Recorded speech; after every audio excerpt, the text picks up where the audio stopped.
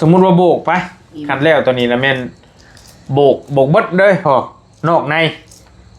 โบกทั้งเบิดเลยทั้งนอกทั้งในแต่พอสิเอาน้ำเท่าไรว่าชัดๆง่ายๆรถพี่น้องเรื่องคามือคาเฮงพอสิซอยน้ำได้เท่าไรจะว่ากันลองคำนวณเบิ่งก็เป็นงานชูงานละเอียดแน่เจ้านี่ก็อันที่ว่าก็ช่างกะอันที่ว่าน้อยคือน้อยที่ว่าลายก็คือลายโพดต่างขอกันนี่แหละเอาที่สบายใจนะว่าจะได้น้ำลูกน้ำเต้าประมาณ 20,000นี่แหละสัก 20,000 บาทเนาะแม่นมันก็ชูนะว่ามันก็ทั้งนอกทั้งในแน่นอกในแล้วก็สูงแต่ความหนาอีกคือบริจ้างพอแล้วก็นี่บัดเทือนนี่ประมาณเดี๋ยวนะ15,000เนาะพอเอาเนาะแม่แต่15,000ก็เลยได้ทั้งบัดทั้งเทคานตั้งวงกบนี่นะแล้วก็บัดนี้มาฮอดขั้นตอนโบกมันสิแพงกว่าอยู่ 5,000โบกกับกอบัดนี้แล้วเฮาทำล็อกที่2คือเทพื้นตัวฮั่นห้องโถงกับห้องฮั่นแล้วก็ติดบานตัวนอกฮั่นทำเป็นระยะที่2พอสิเอาน้ำเท่าไรตัวนั้นไล่ได้อยู่บ่ตัวเทพื้นฮั่นกับติดบานหั่นนะตัวนี้มันไหลพังๆก็1บานใหญ่เนาะ2 3มัน4งิ้มเนาะแล้วบานน้อย1 2 3 4มีแต่เทกับติดบานซื่อสิเอาน้ำแต่ 4,000เลยก็ยาประมาณ 4,000 บาทแม่นไหล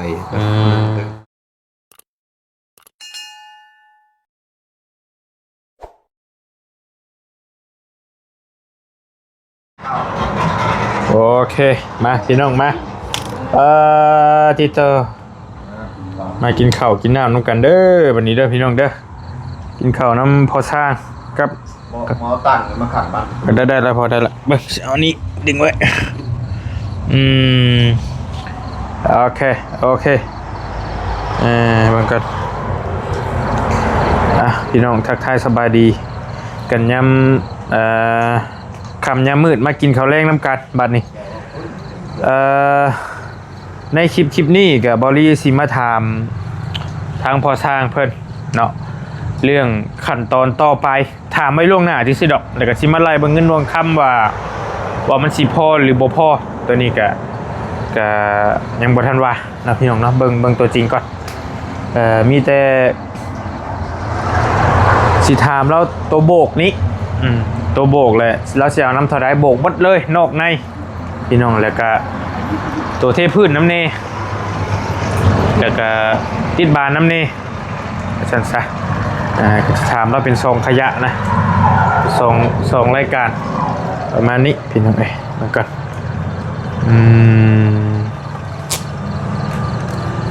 มันก็ติดต่อน่าเสียบโคมเสียบยางก่อนไฟมันก็คือบ่อยากอันนี้ปันใดบาดนี้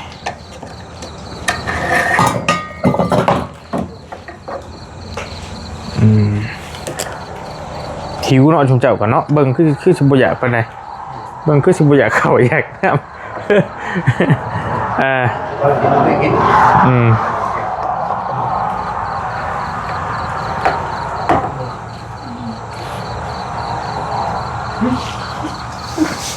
ตัดเลยนะน้องดูตัดเลยเนาะ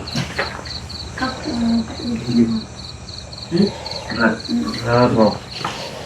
อยู่ได้ผู้ซองหน่อยบ่ได้2 หน่วยทำเบ้ไปแล้วบ่มีสิทธิ์ได้เบิ่งกันเด้เป็นได้เด้มันคือแบบว่าใส่ผ้าเจ้ายับไปหาพ่อชายอีกนิดนึงดูผมเบิ่งกล้องก่อนมันบ่จักได้โอเคได้อยู่แต่ว่าอ้ายสิไปนั่งมองได้เด้บาดเดี๋ยวบ่เป็นยังไงไปนั่งน้ำตั้งพี่ก็ได้ทั้งหลังเจ้าก็ได้อ้ายบ่กินตัวกินแล้วกล้องมันบ่ได้นะผมหมายว่านั่งนี่ก็ได้บ่เป็นยังได้แล้วพอสบายมากเอาเลยตามสบายเลยกินครับโอเคสบายดีเด้อพี่น้องเด้อสบายดีย้ำคำย้ำแรงเนาะสบายดีครับสบายดีบัดสุขทุกคนโอเคกินบัดนี้กินก่อนหน้าหมอกคนต้นเนาะบ่โตนี่คือชบแดง เออ ต่อก็เตะ เออ นี่จะเป็นกระเทย มันเป็นว่าโรงเรียน เป็นกระเทย ว่า อืมกินพอทันแล้วกินข้าวจังหน่อยก่อนแล้วจังสิมาลงเวียกโรงงานนำตื่มพี่น้องนี่ว่าแนวใดจังใดเนาะเย็นจะช่อเย็นก้นเลยนี่นั่งนี่กับพี่น้องเอ้ยสมว่าขึ้นดินอยู่มันเย็นเวลาแต่ว่าย่ำหนาวคือช่วงนี้มันก็ห้าห่มผ้าเนี่ยมันก็อุ่นแต่ว่าคันไห้ค่ากะติดกะโลละพี่น้องผมน่ะเบิดบุกี้แก๊สดอกนี่กะสิมาไล่เบิ่งเงินเบิ่งทองแหละสิคุยก็พอแล้วหลายอย่างอยู่พี่น้องคันว่ามันบ่เงินบ่รีบ่พอบ่นี่ก็เว้าคาดการณ์ไว้คือดอกก็อยากเป็นไปได้ก็อยากติดกะโลให้น้องเพิ่นนี้คือไม่ก็โบกแต่ทางในนี่ก่อนโบกทางในแล้วก็ติดกะโลหั่นน่ะมันก็ให้มันสะอาดไปเลยทางในก็นอนไปแต่ว่านี่เปื้อนแท้ๆนี่อนาคตนี่เป็นไรเบิ่งเงินเบิ่งทองกับมันพอได้ก็สิเอาตัวนี้ก่อนก็ได้ตัวเพิ่นนอนเปื้อนแท้ๆเลยนี่หน่อยหรือไม่นั่นก็เฮาโบกข้างในก็ก่อนก็ได้นะพ่อเนาะสมมุติว่าเนาะเพราะว่าเฮาเฮ็ดหยังมันก็คันทางนอกมันบ่ได้ถึกหยังเด้ต่อไปนะสมมุติว่ามันบ่ได้มีแนวเปื้อนนะพี่น้องทางนอกเขามันบริยานเปื้อนปูนนะทางในอนาคตนี้เข่าคองน้องมันต้องย้ายเข้ามามันต้องเปื้อนนี่นะต้องวางแผนดีๆกันนี่แหละคันว่าอันนี้แหละเอาโบกทางในก่อนแต่เบิ่งแล้วก็ตอนนี้แล้วมันก็ยังอีกหลายมืออยู่ตัวขั้นตอนก่อนี่ก็เบิ่งก่อนแต่ก็ถือว่าไวเติบอยู่ได้รอบนี่ก็โอเคอยู่ธรรมดา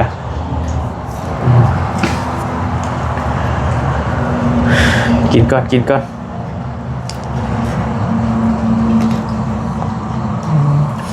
แม่งบริใคร กินไอ้กิน2 หน่วยแหละ กินอะไร บัด2 หน่วยเลยนะ เขาเห็ดแกงมันได้กิน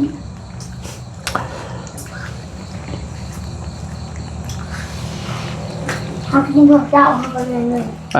ก็ได้หน่วยหนึ่งบ่ เอาเจ้าคือคุบเสื้อผ้าไปมื้อนี้ไปนอนพุ่นบ่มื้อนี้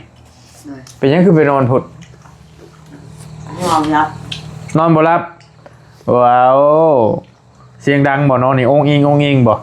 เสียงดังนะไอ้เบิ่งทรง ช่า นะ งกับนอน เจ้าเสียงดังนะยันพอช่างนอนบ่หลับบ่นั่นแหละไอ้เบิ่งทรงนอนดึกแท้บ่ไอ้เมื่อคืนนี่คือว่านอนแล้ว เขาตื่นอีก ตื่นอีก ตื่นมากินอีก ตื่นมาเลยเสียงดังบัดนี้โยของมันผันลวงกันครับวัยรุ่นบัดนี่ชงเชงอยู่ ก็ติดกล้องยังหลุดโซนนี่ต้นละโอ้ยเนาะ ดังเลยตัวดอกผู้สาวมันก็หมู่ ผู้ชายอีกว้าวว่าเราเคยมีผู้ชายหรือเปล่านี่ ตามไฟผ้าเนาะไฟผ้าเราเห็นไหมเบิ่งคลิปไม่งั้นหมู่อ่ะคนไหน อย่าเลยมีก็มีบ่มีไผว่าหยังดอกแต่ว่าก็ เรื่องอะไร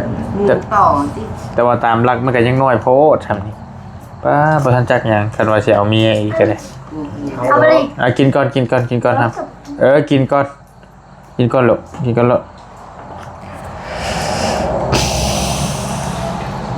กูเป็นครอบเป็นครัวแล้วคันว่ามีครอบครัวไปก็ได้สิอยู่นํกันไหวบ่ หาเงินกับกลุ่มกันเป็นกลุ่มกันใช่ไหมกลุ่มแตงบ่ใหญ่เมียเนาะไฟผ้า ก้อย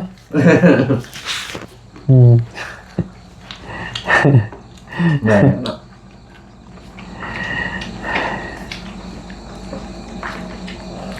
เช่ากันไปอีกแล้ว ก็นับมือได้นี่แค่บ่ได้มาแบบเฮิงๆในปี2 ปีแบบมาเยี่ยมยันมีเมียว่าจ้อยไผนี่เมียเฮาได้อ้ายเอ้ยเจ้าตัวร้ายของผู้ชาย เขาไปจะจูบหาผู้หญิงไม่เป็นผู้หญิงมาหางาน เปลี่ยนแล้วเนาะเปลี่ยนยุคเลยเนาะ อารมณ์นะ ป้าต้องตะกี้ไปห้องผู้สาวสิว่าบ่อ่า มาช่วงก็จะได้ร่มให้ผู้เรียน เราไปต่อ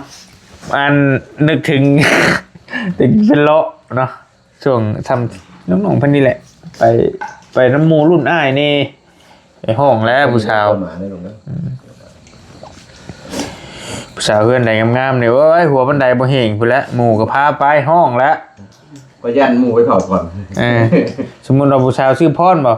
สะพรเอ้ยนอนละบ่นั่นก็ห้องอยู่หั่นแล้วบ่คานก็ได้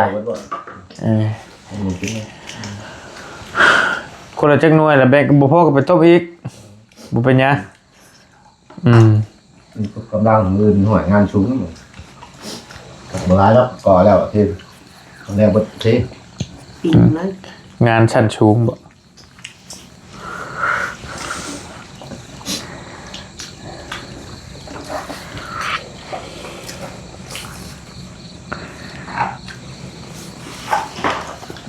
กินให้มาเขาคักเนาะ แnhะโอ้ยกินน้ำบ่ได้เลยเอาไหมทำไปล่างก็คักบัดนี่หัวเห็ดนั่นล่างข้างในบ่ ยันเขานั่นก็สอนบ้าในญี่ปุ่นโคลง จักไม่ยังแลอันนี้บ่ยาวมื้อกับบ่ยาวหนึ่งก็ยังแยะอยู่บ่ยาวล่างแทบจะว่าล่างแล้วล่างอีกมันอยู่น้ำเข่าขี้ดินอยู่น้ำเข่าสารพัดแหละ เราทำไปลงมัน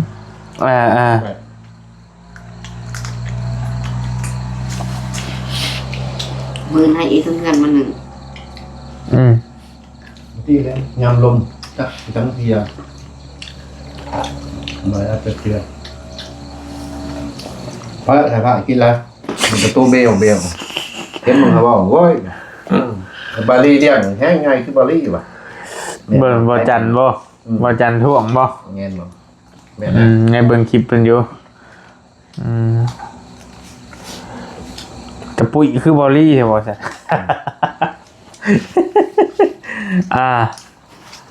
นี่น้องนี่ค่ะมีจอมเห็ดเกิด ก็บ่เป็นหยังกำลังกินซ้ำนี่ชุมอ้ายไปออกไปพุ่นแหละชุมเฮาออกไปพุ่นละสิเริ่มบ่ปานใด มีจอยเอากุ๊บ เพราะว่าช่วงนี้หั่นก็บ่แม่นว่าดอกมันอ้ายๆมันมาหาหลายคนนั้นเอาข้าวต้มขนมมาผู้เล็กผู้น้อยก็กินแต่ว่าพุ่นแล้วช่วงปัญหาเงินเองเงินหยังปัญหาเงินเก่งก็บ่มีปัญหาเลี้ยงตัวเองได้ก็ตุ้ยคือเก่า หาบ่ได้พุ่น ปัญหาบ่ได้ก็จ้อยและก็บ่แม่นว่าดอกฟังไปเบิ่งเด้อพอเด้ออิ่มแล้วบ่ พอแล้วแล้ว บ่มีกินน้ำกินในก่อนบ่ บ่ได้แล้วกินน้ำบ่คือหมูกินน้ำฮ้อนกุ้มดนอยู่ดอก พี่น้องสิมาเว้าเรื่องเวียกเรื่องงานเลยบัดนี้เข้าเรื่องเลยเดี๋ยวบอลี่ก็จักหน่อยสิเมื่อยแล้วรู้สึกเมื่อยแล้วอยากนอนสิมาเว้าในขั้นตอนต่อไปหลังจากที่พอเราก่อแล้วนี้ก่อแล้วนี่คือบอลี่จ่ายเราอีก 8,000 แล้วแม่นจบเนาะก่อตั้งวงกบเทคานทับนี้ตัวนอกนี้ตัวห้องนี้กับตัวนี้ สบายดีขอลูกค่อยกล้อง เดี๋ยวถือกล้องอ้ายแม้แต่นิดเดียวโอเคชิวนี่นิดเดียวจริง ตุ้ยมันคุยรวมเลย เดี๋ยวมันสิขาดตอนเลยกันเจ้าจีขอมาอยู่ตีกินเด็กค่อยๆขอมากันเข่ากันเอามันต้องมีน้ำเนาะมาเข้ามาก่อนค่อยๆได้จะให้มันถึก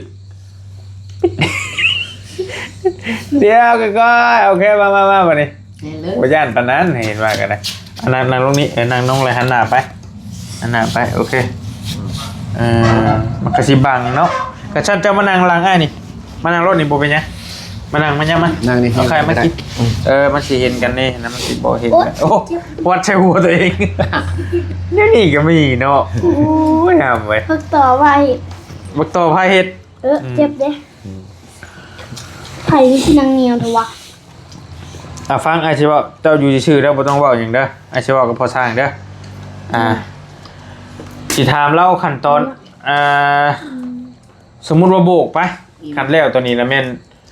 โบกเบิดเลยพอนอกในโบกทั้งเบิดเลยทั้งนอกทั้งในแล้วพอสิเอาน้ำเท่าไรเว้าสั้นๆง่ายๆรถพี่น้องเรื่องค่ามือค่าแฮงพอสิช่วยน้ำได้เท่าใดจะว่ากันลองคำนวณเบิ่ง นอกทางในเนาะ แต่ว่าก็บอกแล้วคร่าวๆแล้วแหละหลายมือก่อนให้เราคิดไว้คร่าวๆนี่นะแต่ว่าที่ถามอยู่ เราก็เอา บ้านมันก็เป็นงานชูงานละเอียดแน่ เจ้า บอกเลยนี่ก็อันที่ว่าก็ช่างกะอันที่ว่าน้อยคือน้อยที่ว่าหลายก็คือหลายโพด ต่างขอกันนี่แหละ เอาที่สบายใจนะ ว่าจะได้น้ำลูกน้ำเต้าประมาณ 20,000นี่แหละ สัก 20,000 บาทเนาะ แมนมันก็ชูนะเพราะว่ามันก็ทั้งนอกทั้งในเนี่ย นอกในแล้วก็สูง แต่ความหนาอีกแบบความแข็งอีก แต่ว่าตัวงานตัวนี้ก็เป็นงานกับบที่ดอกเป็นงานละเอียดเติมนึงอยู่โบกนอกในพี่น้อยคนเป็นพนักงานโบกน่ะสิฮู้ดีแต่ว่าคือบริจ้างพอแล้วก็นี่บัดเทือนนึงนี่ประมาณเดี๋ยวนะ15,000เนาะพอเอาเนาะแม่น15,000ก็เลยได้ทั้งเบิดทั้งเทคานตั้งวงกบพี่น้องแล้วก็บัดนี้มาฮอดขั้นตอนโบกมันสิแพงกว่าอยู่ 5,000โบกกับกอโบกกอนี่15,000พอละน้ำแหละตัวโบกเนี่ยเอาน้ำ20,000นะก็ให้พี่น้องเนาะซอยพิจารณานำกันว่าสิพอซอยพอเราได้บ่แล้วพอเราจะเอาน้ำซ้ำนี้นะค่อยๆครับค่อยๆ สุดยอดมัน ค่อยๆค่อยๆค่อยๆ ค่อยมาแห้งออกไปเอาไปเลย ไปไอ้ชิบะเวียกไปกินหน้าไปไปเห็ดไฟไปรถไปมันบังกล้องมันบังกล้อง เอาก่อนบุไปยังเอาก่อนไปกะอันนี้เนาะทางบริเองยังบ่ได้ตัดสินว่าสิจ้างพอเราบ่หรือสิบ่จ้างเพราะว่าเงินก็สิมาไล่บ่เงินก่อนโอ้โหมันสิพอบ่หรือจังได๋นะแล้วก็สิถามพี่ถามน้องน้ำเน่ว่าราคานี้เฮาสิสมควรให้พอเราเฮ็ดบ่ต่างซอยเราบ่หรือว่าจังได๋นะแต่ว่าสิบ่ได้เรื่องจริงมันก็ต้องมาไล่เบิ่งเงินในกระเป๋านี่แหละว่ามันสิพอบ่นะก็เบิ่งตัวจริงนํกันเนาะแต่ว่าบอลลี่ก็ยังบ่ได้รับปากเราในส่วนตัวนี้แต่มาถามเบิ่งก่อนคาดว่าอันนี้เฮาถามสมมุติว่าพอลดลงอีกได้บ่นี่เฮาถามกันซื่อๆยังบ่ทันได้ว่านี่ดอกนี่ก็ ท่านบอกท่านลดเรื่องนี้มันก็ตักเสียได้จะเพิ่มแน่มันชูงแน่ชูงแน่ โอเคก็พอลง คันเป็นเทพื้นติดบานประตูบ่เร็วเฮ็ดที่ว่างานอยู่หลุมนักกะยังใครแน่หั่นนะ แต่ตัวนี้มันสูงบ่ มันชูงเป็นงานมันก็จะเชี่ยงก็ลำบากนิดนึงเฮาเที่ยวลงอันนึงก็ชอบมากเป็นงานละเอียดนี่แหละหรือว่าองค์แรก อีโบกคิดไปซัก เดี๋ยวเบิ่งตัวจริงไปกันว่าโอ้ในก็เงินบ่พอแหละในเงินบ่พอแหละจำเป็นเอาทางใดก่อนทางใดก็ได้ตามจังหวะนี่แหละ เลย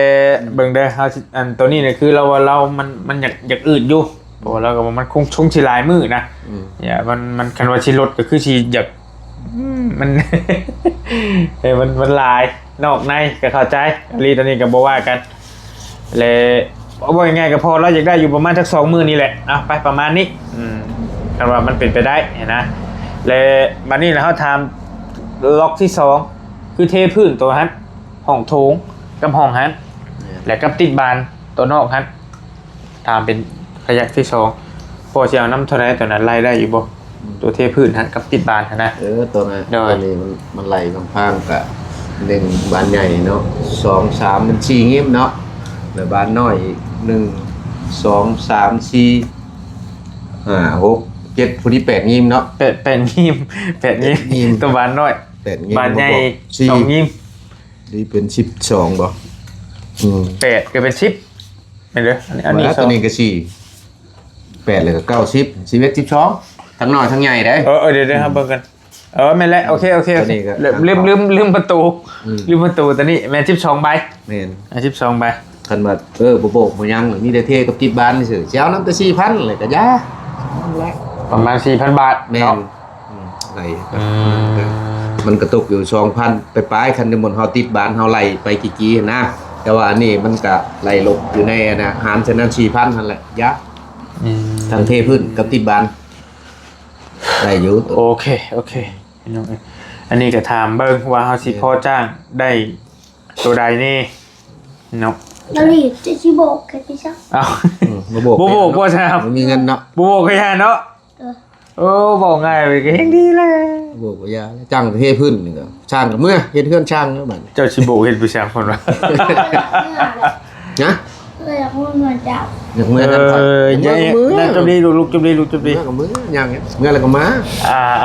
บอกแล้วผมมาเลยนะ อ๋อผู้ช่างบอกเต็มมาประเทศในไผเฮือนนี่ นี่อยู่ เห็นบนทีวีอยู่โอ้ยบน เอา ที ไป วี ไปเดิม อยากไปเบิ่งไป โอเคแล้วทั้งเฮาสิเว้ากับพ่อแบบนี้ ถ้าสมมุติว่าเฮาไปคิดไล่เบิ่งเงินเบิ่งทองแหละมันบ่ไหวเลยคันว่าอยู่ในงบ 20,000นี่แม่นทั้งโบกและทั้งเทพื้นทั้งติดบานเลยนี่นะสิพอเป็นไปได้บ่สินะสิประมาณอยู่ในงบอันเดียวกันเบิดเลยนะแล้วเบิดเลยนะเอาซั่นซะแล้วพ่อก็ลองไปคิดเบิ่งก็ได้ แต่ว่าก็ยังบ่ทันว่ากันถ้าสมมุติว่าเฮาไปไล่เบิ่งเงินแล้วว่ามันบ่ไหวแล้วหั่นนะมันพอกระเทินหรือว่าอยากพอที่ช่วยได้บ่ใช่นะคันว่าประมาณนี้นะคันว่าเอาเบาผู้เดียวก็มันก็เบาบ่เป็นเนาะอันหนึ่งอันสองมากก็คันแบบขอตื่มไปปลายไปปิวมันก็บ่ได้บ่คันว่าเน็กๆน้อยๆหั่นแหละก็ตื่มให้กันนี่เนาะใส่ผ้า โอเคเบาง่ายเลยเด้บ่ได้เบายากเบาอันนี้เฮาก็หนึ่งมากก็ขอความช่วยเหลือคือกันเฮ็ดจังได๋เบิ่งมันไปนี่แหละมันบัดชุมแน่ถึงถ้าเฮาเฮ็ดบ่ได้เฮาก็ได้จ้างเขาช่วยนะ นั่นก็คือครอบครัวเรามาอยู่ประจำนี่ก็สิโอเคอยู่เอาก็สิอันนั้นอยู่ก็ลำบากคือตาเจ้าเห็นนั่นแหละ โดยแต่ว่าคือเงินน้ำบอลลี่หันคือบอลลี่แจ้งไปแล้วในคลิปก่อนบอลลี่มีแล้วอันน่ะประมาณสัก30,000ตอนนี้นะลงง่ายๆเลยแต่ถ้าสมมติฮักเขามาจ้างแล้วพอแล้วนี่20,000สมมุติเราโบกวันนี้เขาต้องซื้อทรายซื้อหันซื้อหนีมาอีกนะแล้วเขาสิไล่ลงว่ามันสิพอบ่อย่างสินะ ดูนะ ก็เบิ่งตัวจริงก่อนพี่น้องเอ้ยเนาะอันนี้ก็ทำเป็นข้าวพอแล้วไว้ซื่อๆดอกว่ายันมันบ่พอนะแต่ตามบอดี้ไลน์เบิ่งนี่ก็พอใช่คือบริสั่งปูนกับนี่มามันก็ 4,000 วันนี้ผมกับผมมาวันนี้ผม อยากเพิ่นเป็นจังได๋ เงินเมื่ออื่นดิ โอเคก็ประมาณนั้นเนาะพอเนาะ แม่นนั่นแหละ บุหรี่แล้วขึ้นมาไหวแต่ว่ามันไป ประมาณ 20,000เฉพาะโบกแล้วตัวนั้น 4,000 แม่น บุหรี่จะขึ้นมาไหวแทนมัน 4,000 บาทอันนี้ 20,000 บาทเป็นยังไงแพงกว่าตัวก้อนี่ 5,000 เนาะว่าง่ายๆกับปกติช่างทั่วไปกับโบกนี่แพงกว่าก้อบ่พอ มันก็ ทั่วไปเลยบ่เฮาบ่จักไอ้เลยตัวนี้ ก็แบบเพราะว่ามันเขาก็อะไรเบิ่งอันนั้นคือกันนอกในเด้ก็เบิ่งความหนาความสูงมันมาอะไรที่บ่กับกะเลคือว่ามันเลยมันก็ ก็โลภ เพิ่นไล่เป็นเม็ดนึงบ่เม็ดคูณเม็ดบางคนก็ไล่นั่นนะพี่น้องไล่เป็นเม็ดก็เลยเม็ดคูณเม็ดไล่เอา ก็ยิงตาม เม็ดเนื้อมีหา10 เซนจะจังตามแม่น เราเป็นกรรมกรค่อยลุดลงมาให้เดี๋ยวใส่ผ้าอับบุญทวีมื้อเช้ามาแล้วก็เจ้าไปปุ๊บ ปุ๊กมือละ5,000ค่ะปุ๊ก นะให้นะมื้อละพัน 10 มื้อ เท่าไหร่ 10 มื้อ เท่าไหร่มื้อ5,000 10มื้อ ลืมเลย10 มื้อหา10 สิไปไล่เบิ่งก่อนเดี๋ยวพอเด้อแล้วก็ยังก็เฮาเองก็ตัดสินใจผู้เดียวก็บ่ได้อีกคือกัน มื้อละ5,000 คือว่าก็เบิ่งตัวจริงก่อน ก ก็50 ไหล ครับ เข้าทางนอนมันได้กันนะเงินบ่พอแหละจำเป็นแล้วกระเทินได้ทำนี่รุดจะลุยลงมากเบิ่งกันไปนั่นแหละถ้าเป็นจุกแนวจะได้ก็สิเคาะใส่เลยทำบ่พอจำเป็นมีแนวจะได้อันนี้ก็จะได้แล้ว กันผู้ใหญ่เพิ่นว่าโอ้มันแพงโพดลูกบ่ไหวแล้วก็เฮาก็จังว่ากันจังปรึกษากันไหมหั่นนะจังว่าเพื่อไปก่อนพี่น้องเปิดกับ FC มันพังเสียง FC ส่วนใหญ่นำว่าสิแนวใดจังว่ากันเพราะว่าเฮาเองก็อยู่นํกันมาแล้วกับ FC ของพี่น้องเฮานี่แหละ เดี๋ยว ปรึกษากันเบิ่ง ก่อน เอานำบ่ได้ก็ใช้พอละเทพื้นนี่แหล้วก่อนกับติดบานหรือไม่ก็อันนั้นจังว่ากันอีกเทื่อนึงนะสิไปไล่มันก็แก๊กๆครับ สไลด์เบิดเด้อผู้ชาย ใช้ สไลด์ ได้ หลัง มัน หัวนะเบิด อยู่นอกนี่เว้าไปตัวที่ดบอน เว้าก็เว้าแทรกอยู่นี่ก็ได้สรุปโบกหรือบ่โบกเฮือนเจ้านี่ บ่บ่ ติดบ่กะโล ติด ติดกะโลเอาเนาะแต่บ่โบกเนาะมันสิเข้ากันบ่เฮ้ย เขา เราแบบติดกระดาษเอามาติดเอาใส่กระโหลกติดใส่เป็นแผ่นเจียนจังได๋ พี่น้องเพิ่นว่าคันบ่ได้ติดก็แม่นเอาสาดคัดมันมาปูเอาได้อยู่คักอยู่ บางนาจะกี่ทนหรือบอกกระทนอยู่แล้วมันอยู่ในเนาะ มันเป็นของเฮาของนี่ บัดนี้แหละปูนนี่ประมาณจักซอกพอคันบุกนอกในกะว่าเฮากะคร่าวๆไปแต่เฮาสิดอก อยู่นี่มันก็เช้าเลยเอามาเติมอีกก็ประมาณ10ปลายก็สิบ่พอบอกหรือว่าได้มึงตัวจริงก่อน ร้อย คือ สอ ปู ง นคือตัวนี้มันก็ต้อง2เทื่อขึ้นนี่คันว่าเฮ็ดพอดีชนิดไปซื่อๆนี่ก็สินั่นอยู่มึงตัวจริงก่อนมันว่านั่นก็มันบ่เต็มที่นี่ก็โอ้คือว่า ร้อยหนึ่ง ตามหน้าเวียกมัน บุรี หืม ร้อยหนึ่ง และทรายอีกเนาะทรายจัง ใช่ ได๋ ก็ได้ซ้ำนี่บางเทื่อสิพออยู่ ตัวบุกนี่ได้ อืม โอ้แสดงว่าบ่ลายไปเลยซะ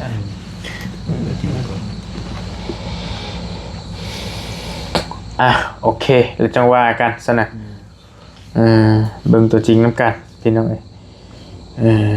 มีแต่ละสิแล้วตัวนั้นแหละแล้วจังว่ากันเราก็สิแล้วละโกตัวนั้นก็ได้นี่ขนาดเราสิได้จ้างลำโบกต่อไป ถ้าไม่กินแขวเยอะ นี่ เอายังจิ้มคักแก้วเลยบ่อันนั้นบ่จิ้มโอ้ย ไปโอเคไอ้เมื่อป้าได้วันนี้เด้ออยากนอนแล้วบ่ไหวแล้วงอยเงียวเลย กันหลายช่างงอยๆคือกัน นอนแล้วก็ทุกคนจะแช่วอยู่เมื่อคืนนี่ มื้อนี้ฮู้จักแล้วว่าช่างบอกว่าจะบุกเด้อยันทุกคนอยากไปบุกอยู่พุ่นเข้าไปย้ายไผยาเขาไม่เลย ก็ไปพวกเขาอีกตุ้ม หรือไม่ก็สีโตน้อยนึงพี่น้องอาจจะบริอาจคิดไว้คร่าวๆนะ